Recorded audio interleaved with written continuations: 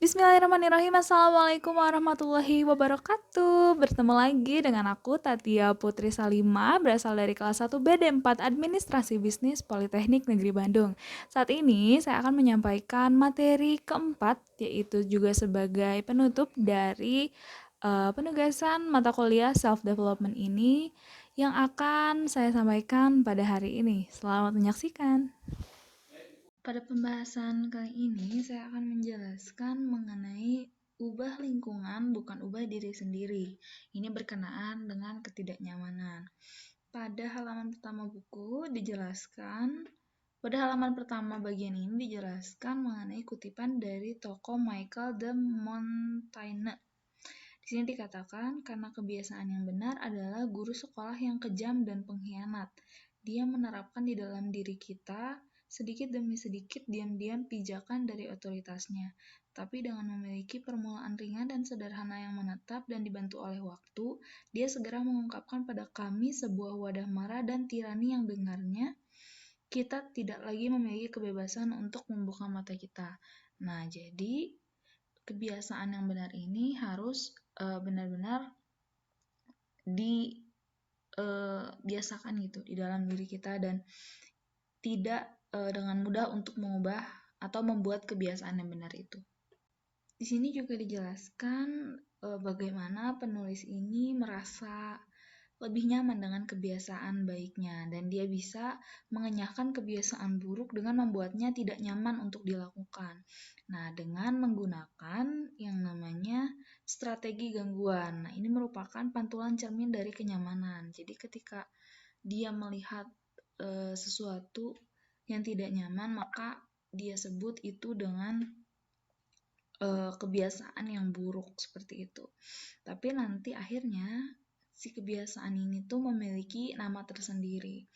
Nah, selain itu, kita juga harus mengerahkan diri agar kebiasaan baik ini akan semakin membaik. Nah, salah satu caranya jika ingin memberhentikan kebiasaan buruk adalah dengan menggunakan tombol snooze atau tombol tunda, di mana dia menatakan jam waker di beberapa ruangan untuk mengendalikan dirinya atau mengenal lingkungannya.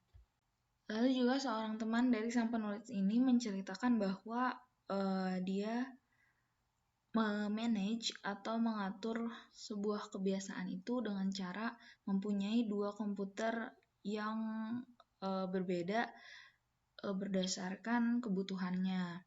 Seperti yang pertama, untuk mengerjakan pekerjaan dengan komputer untuk bermain game itu berbeda. Kenapa?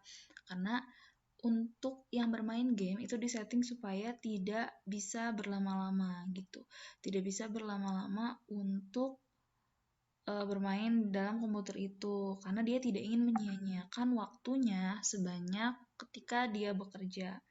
Nah, yang ironisnya juga selanjutnya adalah makanan enak. Nah, sebagian makanan enak seperti junk food ini dibuat tidak enak, namun Michael Pollan, ini adalah seorang tokoh, menyarankan bahwa makanlah semua junk food selama Anda memasaknya sendiri. Jadi tipe junk food ini adalah makanan yang tidak sehat, namun ketika dibuat sendiri ini menjadi lebih sehat.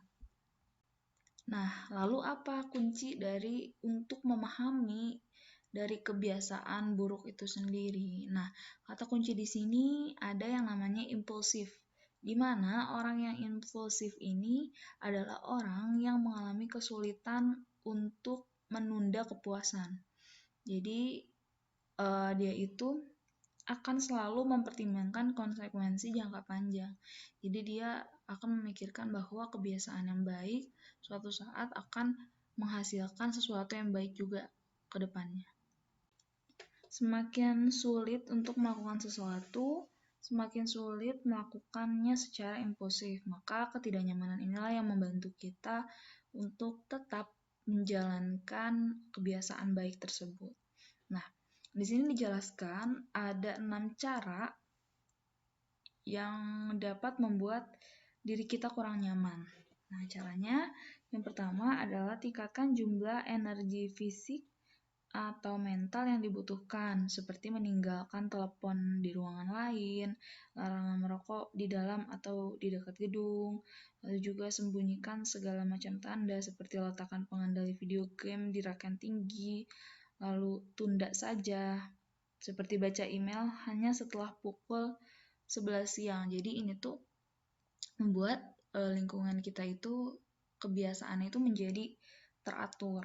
Nah, terlibat dalam aktivitas yang tidak sesuai. Nah, ini untuk apa? Untuk menghindari yang namanya mengodap atau bisa mencoba untuk bermain teka-teki. Lalu naikkan biayanya. Salah satu penelitian menunjukkan bahwa orang yang beresiko tinggi untuk merokok karena mereka senang dengan kenaikan pajak rokok. Setelah kota London memberlakukan biaya kemacetan untuk memasuki pusat kota, biasanya pengemudi tersebut berubah dengan lebih sedikit mobil di jalan atau lebih banyak menggunakan transportasi umum. Jadi menaikkan harga ini membuat orang-orang lebih memilih hal lain ketimbang hal buruk, salah satunya adalah rokok. Lalu juga blokir semuanya, sumbangkan satu set TV sekaligus. Itu adalah tahap yang paling ekstrim gitu, atau yang paling memberanikan diri dari merubah kebiasaan buruk. Lalu di sini dijelaskan, misalkan ketika seseorang tidak nyaman untuk belanja, maka dia akan lebih sedikit membeli secara impulsif seperti itu. Nah, salah seorang teman ini bisa mengontrol pengeluarannya dengan cara dia tidak pernah membawa kartu kredit. Jadi dia tidak akan membeli apapun yang tidak bisa dengan uang tunai atau uang cash seperti itu. Lalu juga ada kebiasaan di mana dia selama bertahun-tahun ini gajinya itu dibayarkan ke rekening tabungannya dan lalu memindahkan uang tabungan untuk dihabiskan. Jadi ketika dia mendapatkan gaji, dia masukkan ke rekening dan rekening itu terpisah gitu dengan gaji, dan itu yang ia bisa habiskan seperti itu. Karena ketika ingin memindahkan gaji tersebut, ini membutuhkan ada tahap-tahapnya gitu, sehingga kita tuh ada penundaan untuk membeli barang, atau mungkin harus berencana ke depannya gitu sampai uang tunai tersebut ada. Lalu tips selanjutnya adalah bagaimana cara mengurangi kebiasaan belanja gitu ya, berbelanja ini. Nah, salah satu strategi efektif adalah membuat belanja ini menjadi tidak nyaman. Nah, salah satunya adalah dengan tidak menggunakan troli atau keranjang, dan jadi mengambil seperlunya. Dan juga belanja ini dengan cepat. Karena kenapa? Karena semakin sedikit waktu yang kita berikan untuk berbelanja, maka semakin sedikit pula uang yang nantinya kita keluarkan atau kita habiskan. Nah, bagi perempuan gitu bisa mencoba berbelanja dengan seorang pria, karena ketika wanita ini berbelanja dengan pria, maka dia akan menghabiskan uang yang lebih sedikit ketika dia berbelanja dengan diri sendiri atau bahkan teman wanita atau anak-anak. Juga jangan mencoba untuk menyentuh atau mencicipi sesuatu yang dapat memicu keinginan kita untuk membeli. Nah, seperti hilangkan fitur belanja dalam satu klik di situs internet. Karena kan sekarang tuh ada yang disetting kalau misalnya face lock gitu. Itu tuh bisa ketika kita memencet belanja sekarang itu bisa langsung ke pembayaran dan pemesanan.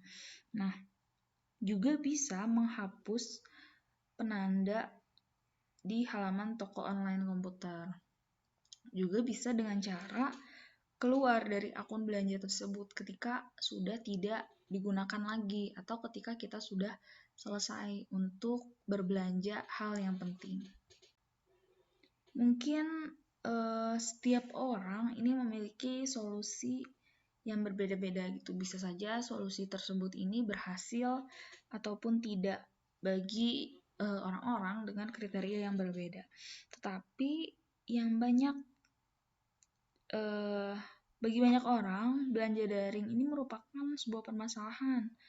Tapi bagi orang ini, bahwa menurutnya ketika dia berbelanja secara daring, dia akan membeli barang-barang yang ia butuhkan saja. Dengan begitu, dia tidak membuat pembelian impulsif. Nah, dia punya banyak waktu untuk memikirkan dan mencari tahu soal barang tersebut, misalkan dari deskriptif ataupun komentar dari produk yang dibeli oleh pembeli lainnya. Nah, di sini bisa disimpulkan bahwa seorang pembaca tadi merupakan kuesioner, kategori kuesioner. Jadi dia membeli atas dasar inisiatif suratan atau tulisan dari orang lain. Nah, kenapa sih kita harus melakukan hal-hal tersebut dan membuat diri kita atau lingkungan kita ini menjadi tidak nyaman untuk dilakukan? Nah, karena ketidaknyamanan atas membuat pilihan itu membuat kita cenderung untuk tidak bertindak atau tidak ingin melanjutkan tahap selanjutnya gitu. Seperti tadi contohnya ketika membeli barang, ketika kita menggunakan misalkan situs pemblokir aplikasi, misalkan ketika sudah mengakses aplikasi pada jam sekian, maka ya terblokir gitu, kita tidak bisa membuka aplikasi itu ya, maka mungkin bisa kita menggunakan aplikasi lain atau menggunakan akun lain ketika itu memang perlu, tetapi kita menjadi tidak tertarik lagi gitu dengan hal tersebut, kita menjadi tidak interest dengan melanjutkan ke pembayaran misalkan seperti itu.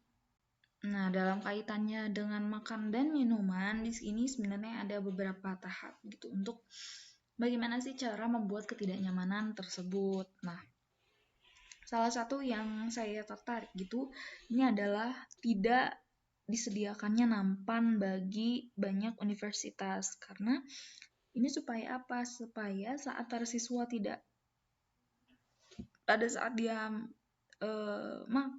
mengambil makanan ya dia tidak perlu bolak-balik untuk mengambilnya, maka mereka akan mengambil makanan lebih sedikit. Nah, dalam suatu penelitian juga menemukan bahwa tanpa nampan berhasil mengurangi sampah makanan sebanyak 25-35%. Dan saya yakin orang-orang juga makan lebih sedikit seperti itu. Jadi tidak terbuang. Dalam situasi yang ekstrim, di sini dijelaskan bahwa rumah Anebas, ini seorang tokoh gitu ya, dia diminta untuk membuka berangkasnya. Nah, pada saat dibuka, 3 orang bersenjata ini menemukan beberapa ratus dolar, perhiasan, dan juga coklat gitu ya. Kenapa gitu si Anebas ini menaruh coklat di dalam berangkasnya? Nah, dia menjelaskan pada perampok yang kebingungan bahwa saya menyimpan coklat gitu ya, sehingga dia tidak akan memakannya terlalu cepat. Nah, inilah yang dinamakan strategi ketidaknyamanan. Jadi, ketika ada coklat malah tertarik gitu untuk makan coklat dulu daripada mengambil hartanya. Oke, pada kondisi lain di sini menjelaskan bahwa penulis ini berpikir kamu tidak bisa mengatakan kepada seorang gadis bahwa ia tidak boleh membeli kentang goreng, burger, dan kentang, maka makanan khas Amerika. Itu kan makanan khas Amerika.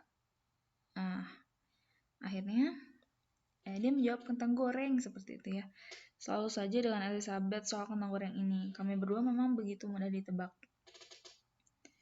Nah, tapi ketika suatu saat dia bilang bahwa dia boleh membeli kentang goreng saja atau frosty saja gitu ya. Frosty ini adalah susu coklat khas Winstead. Nah, dan aku memilih frosty, maksudku kentang dan frosty. Nah, baiklah, terkadang kebiasaanmu tampak menghakimi, katanya seperti itu. Kamu pikir aku menghakimi? Salah satu hal yang paling manis dari Elizabeth adalah meski dia sudah memutuskan opini dan standar perilaku yang tinggi, dia tidak pernah terlihat menghakimi, entah bagaimana caranya. Sebetulnya Aku berpikir kadar menghakimimu sudah menurun sejak mengerjakan proyek dari mengubah kebiasaan mengenai dengan cara lingkungan gitu ya. Kamu lebih dapat menghormati kenyataan bahwa orang lain berbeda dari Anda. Dulu aku anggap diriku cukup tipikal, tapi sekarang aku terlihat bahwa aku termasuk orang yang ekstrim. Aku tidak bisa menilai orang sesuai dengan apa yang cocok untuk aku. Bagus. Nah, jadi ya terkadang yang namanya kebiasaan, ketika kita ingin mengubah kebiasaan, kita harus menghakimi sesuatu gitu. Terutama diri kita gitu, bahwa jangan lakukan ini gitu. Dan ketika kita berpikir seperti itu ya, satu-satunya cara adalah dengan melakukan tindakan untuk menunda atau tindakan untuk menahan diri seperti itu. Nah, ini mungkin tindakan yang cukup sulit, ekstrim ya, tadi cukup dikatakan ekstrim. Nah, namun ya kembali lagi. Ternyata aku tidak bisa menilai orang sesuai dengan apa yang cocok untukku. Artinya kita bisa menghakimi diri kita gitu ya, tapi kita jangan sampai menghakimi orang lain untuk berubah dengan cara yang ekstrim, dengan cara yang sama dengan kita. Seperti itu. Nah, inilah kesimpulan dari ubah lingkungan, bukan ubah diri sendiri. Buatlah lingkungan itu menjadi tidak nyaman, sehingga diri sendiri berhenti melakukan suatu kebiasaan yang buruk. Alhamdulillahirrabbilalamin, selesai sudah part 4 dari pembahasan buku Better Than Before karya Gretchen Rubin ini. Semoga bisa bermanfaat untuk teman-teman yang sudah mengikuti 4 part dari penjelasan di buku ini. Terima kasih, mohon maaf apabila ada kekurangan. Wassalamualaikum warahmatullahi wabarakatuh.